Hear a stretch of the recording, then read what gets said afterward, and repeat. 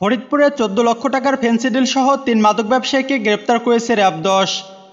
একই সাথে মাদক পরিবহনের কাজে ব্যবহৃত মাইক্রোবাসও জব্দ করা হয়েছে।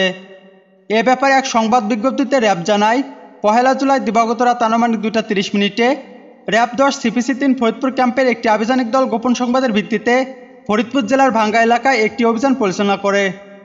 উক্ত অভিযানে আনুমানিক ১৪,০৪,০০০ টাকা মূল্যমানের ৪৬৮ বোতল ফেন্সিডিল সহ ৩ মাদক ব্যবসায়ীকে গ্রেপ্তার করে। গ্রেপ্তারকৃত ব্যক্তিরা হলেন নাইম রশিদ ২৪, পিতা মামুনুর রশিদ, সাং রামনগর থানা দর্শনা; মোহাম্মদ রাজন মিয়া ২৬, পিতা মৃত আমিনুল হোসেন, সাং গোয়ালপাড়া থানা জীবননগর; মোহাম্মদ রহেল মিয়া ২৬, পিতা মৃত ইদ্দিস আলী, সাং শান্তিনগর থানা দর্শনা সর্বজেলা চুয়াডাঙ্গা বলে জানা যায়। এ সময় তাদের নিকট হতে মাদক পরিবহনে ব্যবহৃত একটি প্রাইভেট কার ও ২টি মোবাইল ফোন উদ্ধার করা হয়। প্রাথমিক জিজ্ঞাসাবাদে জানা যায় যে গ্রেপ্তারকৃত ব্যক্তিরা পেশাদার মাদক ব্যবসায়ী।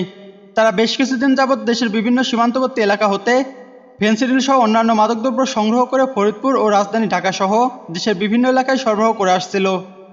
এছাড়া আসামি নাইম রশিদের বিরুদ্ধে ফরিদপুর জেলার নগরকান্দা থানায় একটি মাদক মামলা রয়েছে। গ্রেপ্তারকৃত ব্যক্তিদের বিরুদ্ধে মাদক মামলা রুজু করে সংশ্লিষ্ট থানায় হস্তান্তর করা হয়েছে।